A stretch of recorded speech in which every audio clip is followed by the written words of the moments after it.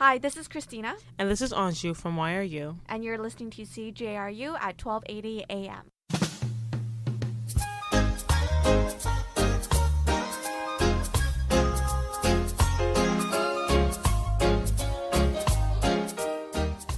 Anju and I attended a screening of the documentary We Can't Make the Same Mistake Twice, and we had the honor of recording the Q&A session, which we will be sharing later and providing some commentary. We Can't Make the Same Mistake Twice was produced by Elenisa Abamswin. She is a film producer who documents the lives and struggles of First Nation people and what they go through.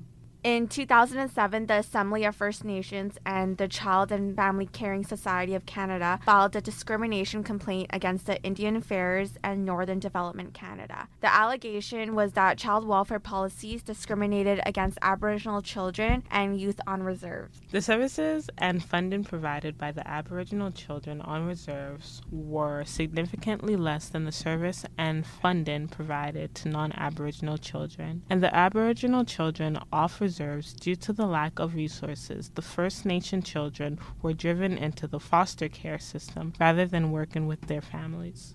The court case began in 2007 and ended in 2016. It was heard before Canada's Human Rights Tribunal in Ottawa. The federal government fought to drag out the case with jurisdictional disputes and appeals.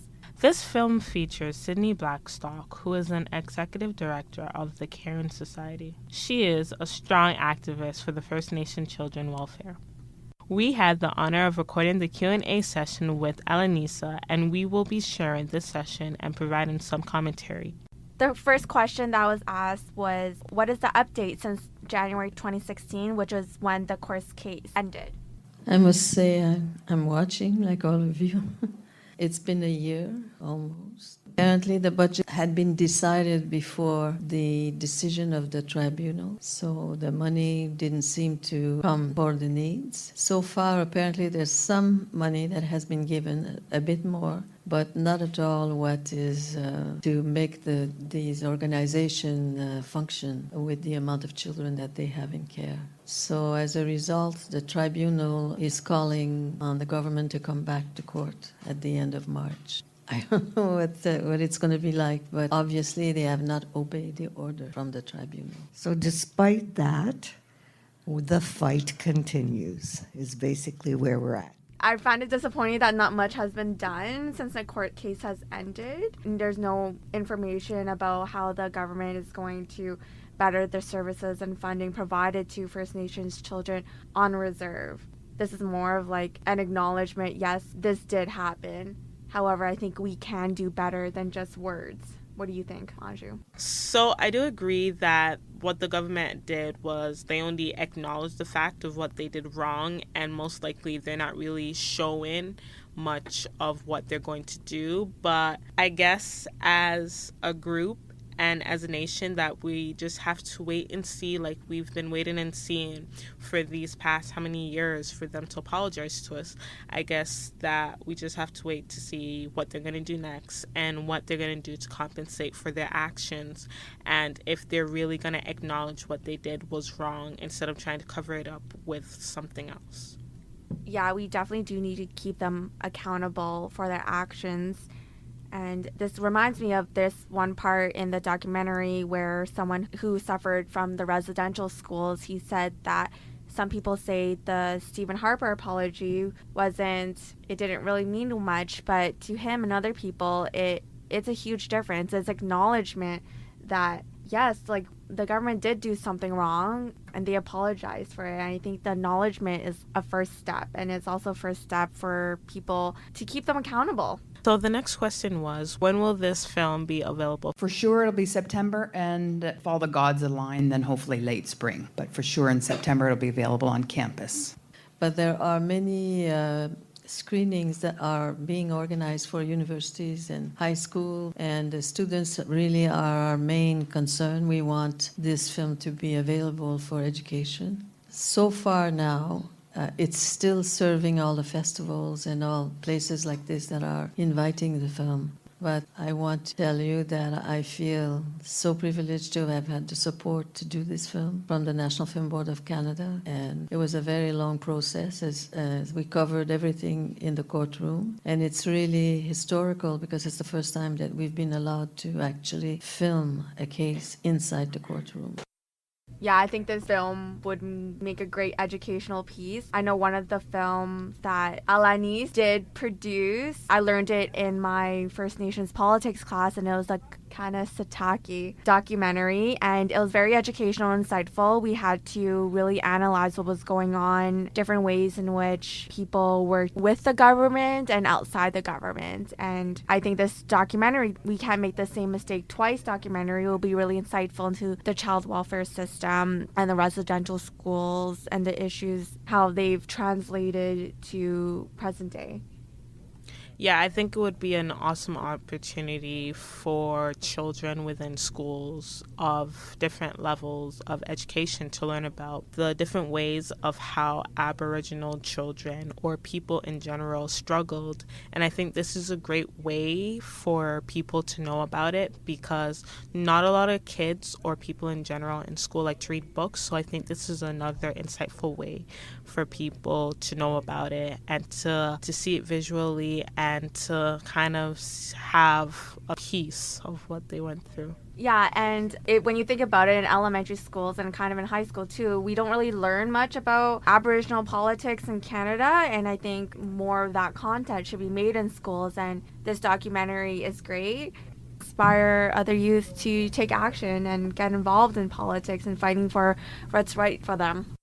One question for you and Cindy that I would like to ask is, so Bill 89 is going through its first reading where there's a proposal to make huge changes to the Child and Family Services Act. I just want to know, is there anything in particular or general that you would like to see changed in the Act, specifically on the sections related to First Nations, Métis, and Inuit children?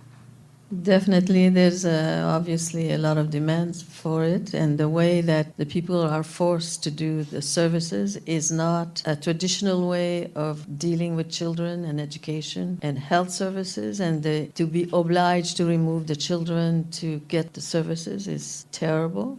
So not only do they need the money to actually do what they have to do, but the system has to be changed in terms of how the service should be given. And as you see in the film, some of the people who were witnesses have already been through that, and there is a whole report that was written, the Wendy report, and he told me it's all in there. This is Indigenous people and government people and people in who give the services that were part of this decision to write the report the way they feel that many of these services should be decided by our people who know better how to treat these situations that are very horrifying. Like, we still have a lot of suicides, and there's a lot of ways of working with our children that has to come from traditional ways of healing. We have to go back to many things that our ancestors survived, how they used the traditions, the language, the culture. All those things have to be part of the services, which makes a very big difference in terms of the understanding of the children. Of course, I would also support all of that. I think what we want is what we have been asking for since 1985, when the Child and Family Services Act finally got a little piece in there around First Nations and Aboriginal children. However, having spoken a little bit to a few people who've been involved in the process, I'm not that hopeful. I wish I was, but I'm not so sure it's going to be all that different. That means we have to fight until it is different. That's right. Because everybody can help. All of you in here can help. You can write letters to the Prime Minister. You can say how you feel, and it makes a difference. And we have to know, like, government people are there, but we are also part of the government. We are the people who vote them in. We are the people who need to speak up about what the needs are. And I must say that I was very confident in this government that I would see huge changes. I don't know. Another question. Would you say that a separate act for Aboriginal child welfare, would you think that would make some sort of difference? Yes, there is systemic change, but what do you think a whole separate act dedicated to Aboriginal child welfare, what would that do? In my opinion, we've done it all wrong. We've got a Child and Family Services Act that has the same legislation and policies that applies to everybody. First Nations communities and some urban centers across the country have become mandated child welfare agencies, but they're still having to follow that particular legislation. Unfortunately, try as they will, sometimes what is ending up happening is it's like stir in a little bit of culture and there's our agencies. So what I think should have been done is the opposite way. I think we should have first created an Aboriginal Family and Child Services Act, and then from there, we would be able to have the services that First Nations people truly want. It's a good one. Oh, I tell you, nobody is going to make me think that it won't happen. It will happen. And we have to believe that it will happen, and we have to keep talking about it. We have to keep exposing it. And people, Canadians, are tired of hearing all the injustice that has been done to our children and to our people. They want to see justice. And more Canadians at large are getting educated in terms of the real history of this country. And it's very new because you must not forget that we became Canadian citizens in 1960. Only. And previously to that, and even for a long time after, the way that the history of this country was taught in the school, these books were written by religious people from the Catholic religion, the Christian brothers of the Catholic religion, wrote these books. And when you're in it as an Indigenous person, you don't know, you think life is like that. You get beat up, you get called names, you're told you're ugly, you're dirty, your language is Satan's language. This is the way the Canadians were taught in the classroom. And the idea, when you really study how these books were written, you realize, when you get older, you start, my God, you start understanding how they were done. And they were really designed to create hate towards our people. And they succeeded. And for a very long time, Canadians, this is the way that they were taught about us. And their opinion of us, I'm afraid to say, was very low. And so, you're an Indigenous person, you look in the mirror, you start believing what they tell you. You start believing that you are what they say you are.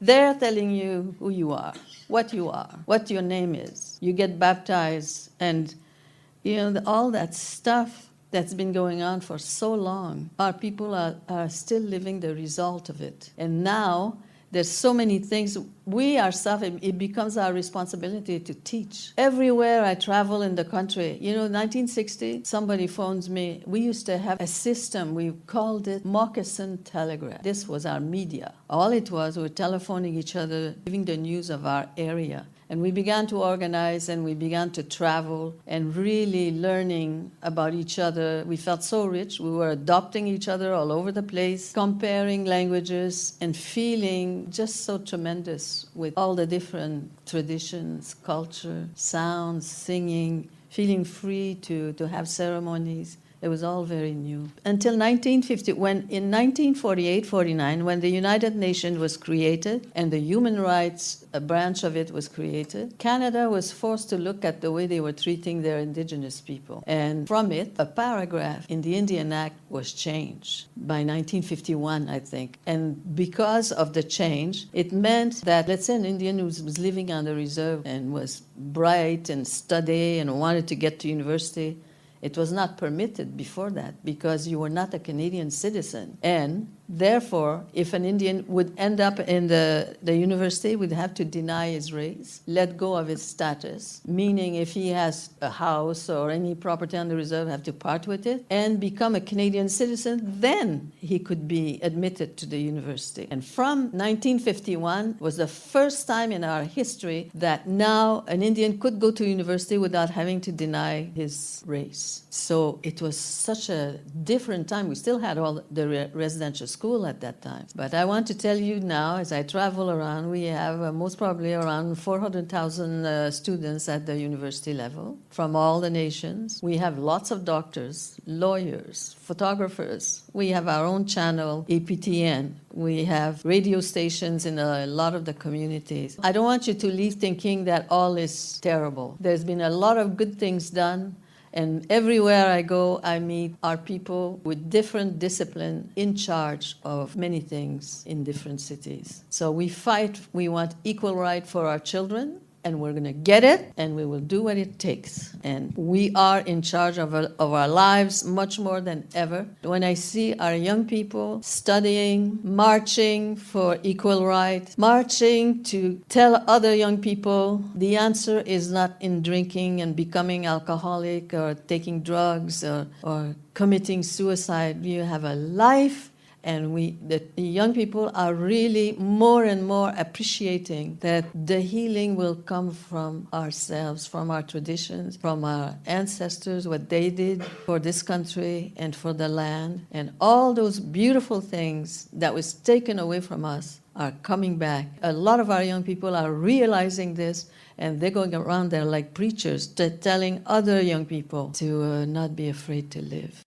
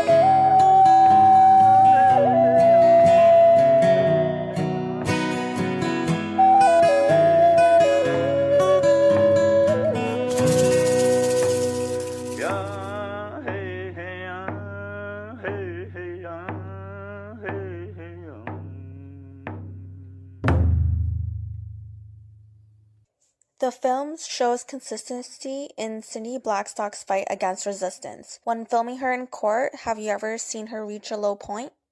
She continues to fight. She hasn't stopped 1 second. And she's not going to be satisfied until it is what it has to be. And I don't know, I was watching her in court, and there were days that I was feeling very sad. And I asked her, especially one time, I said, Cindy, I was wondering, did you sleep last night?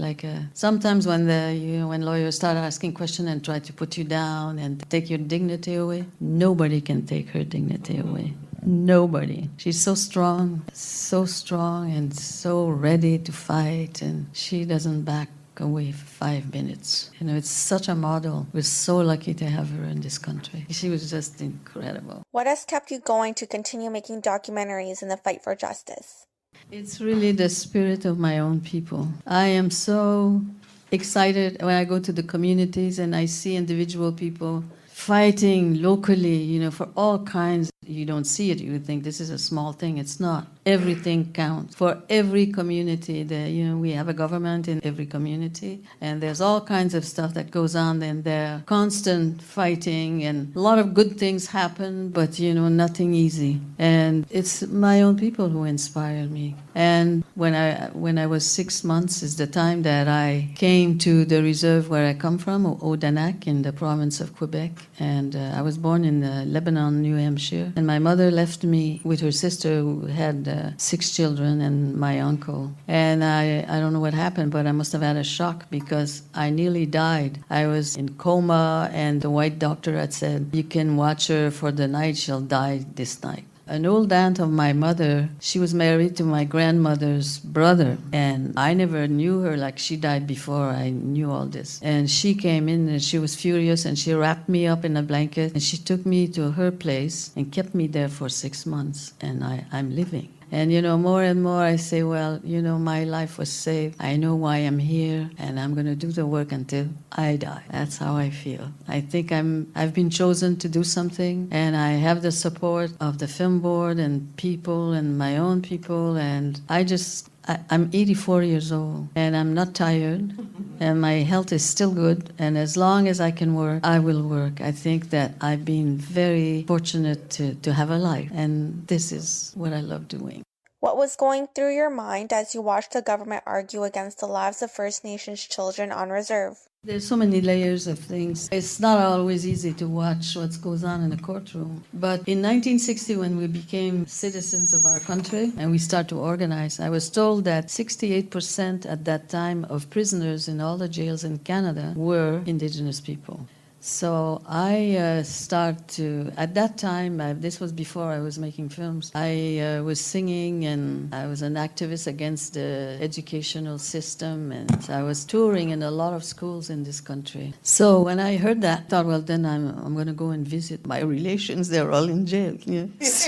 So I start touring in a lot of prisons. And from that, I start sitting in courtroom in the prairies, in Ontario, and in Quebec. And I would always sit next to a person from human rights. There was always someone, at the time it was called les droits de l'homme, man's right. And I would sit next to a man there and we would watch. And I remember seeing long lines, mostly men, Indian men, and some women with their little hats in their hand and their heads down. And somebody would say, you are accused of such and such a thing, and guilty, a fine, in jail for so many days, and one after the other. And I remember the feeling in the courtroom, there's no respect, there's no dignity here for our people. They're treated like rags. And that's on the part of judges also and lawyers. It was like the feeling was, oh, we know all about you. You're guilty. Shut up. But this time, the greatest gift I have received at my age, to be allowed to go into the courtroom and film this case and seeing our people treated with dignity. And they were really heard. And it was just, there were difficult days, but there was respect and dignity. Is the greatest gift for me that I have received in my working time in film. And I'm so thankful that I see how strong our people are, and I see them going someplace where we never been before, and it's going to be for better, and our young people are getting up, and I'm sorry, but nobody can tell me that it's not going to get better, because I see it. I've seen a lot of difference. I've seen a lot of good things happening to our people, and look at the people that we have. We have lawyers. Look at Cindy, what she's doing, and standing there on her own, where, like she tried to go to a meeting one time and they wouldn't let her in, and this was the Minister of Indian Affairs, and they humiliation. She's bigger. They can't humiliate her, and they can't take over her soul or her mind. They can't. They never will. And she's going to win. That's the way I feel. There are lots of good things, and I am very excited. Everywhere I go, I see things. I just came back from Winnipeg. Boy, was it ever cold. It was cold. I went to NSI. It's a screening institution where they give money and they train people to make films. And I think I had 8 or 10 people there, and every one of them is so clever, great idea, and they're doing it, and it's strong, and they're getting help financially from the film board, from the institution, from different Telefilm Canada. It's a very different time, and it's something to be proud to see our young people in learning places like this here, and they're graduating and they're coming out in different discipline. Hey, we have to tell our people how beautiful they are. We never tell them enough, especially our children. Thank you very much for coming.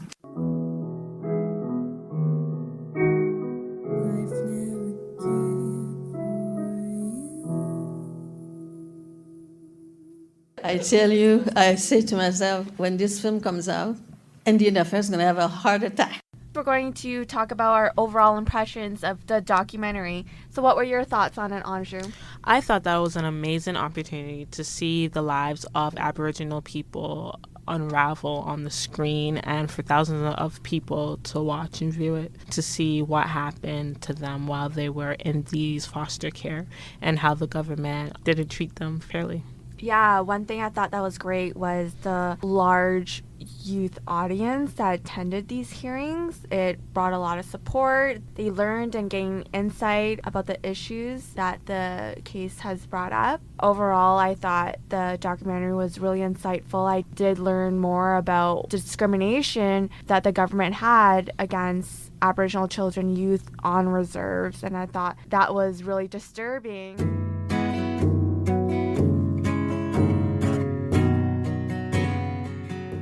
The views expressed on this show do not necessarily reflect those of the Office of the Provincial Advocate for Children and Youth.